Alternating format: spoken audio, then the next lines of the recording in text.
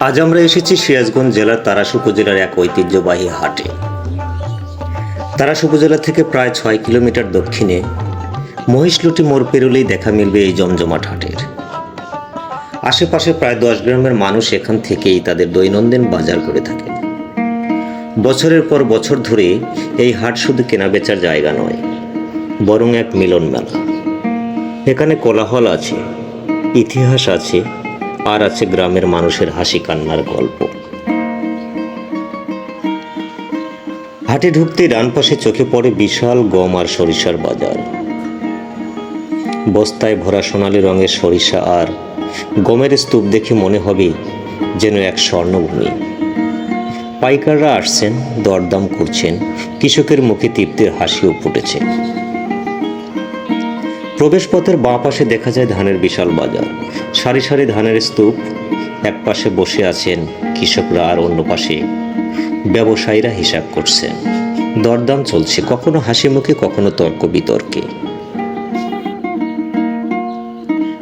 কাঁচা বাজারে এলেই বোঝা যায় এই হাট শুধু কেনাবেচা নয়, এক জমজমাট উৎসব।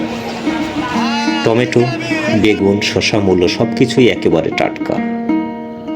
কাঁচামরিচের দোকান থেকে ভুর ভুর করে ঝাঁঝালো গন্ধ ভেসে আসছে। পাশে পেঁয়াজ আর রসুনের স্তূপ। বিক্রেতারা চিৎকার করে ডাকছেন, পেঁয়াজ নেবেন? একদম খাঁটি। হাটে আসলে শুধু বাজার নয়, একটু খেয়ে দিয়ে তৃপ্তিও লাগে। এখানে আছে নানান রকমের খাবার দোকান। এক পাশে ফুটন্ত কড়াইয়ে জিলাপির পাক ঘুরছে, অন্য পাশে খুরমা আর বিশাল মিষ্টির হাল। ধোয়া ওঠা গরম মিষ্টির গন্ধে মন ভরে যায়। আবার কেউ কেউ খেয়ে নিচ্ছেন মুড়ি চানাচুরের মিশ্রণ।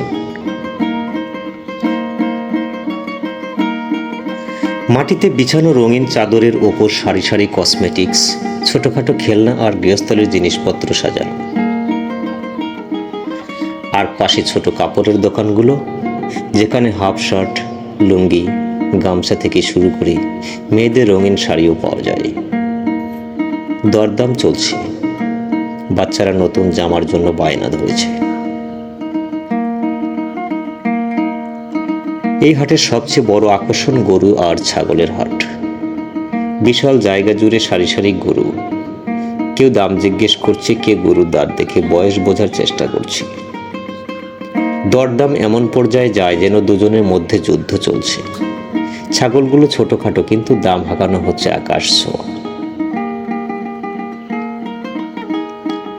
এই হাট শুধু কেনাবেচার জায়গা নয়, এটা হলো গ্রামীণ জীবনের একটা রঙিন অংশ। এখানে মানুষের হাসি কান্না, পরিশ্রমের ফল আর একসঙ্গে মিলিত হওয়ার আনন্দ আছে। সময়ের সাথে হয়তো অনেক কিছু বদলে যাবে, কিন্তু নওগাঁ হাটের এই চিরচেনা কোলাহল, মানুষের প্রাণচাঞ্চল্য আর বাজারের প্রাণবন্ত রূপ হয়তো কখনোই হারিয়ে যাবে না। আজকের মতো এ পর্যন্তই। দেখা হবে নতুন কোনো ভিডিওতে। আল্লাহ হাফেজ।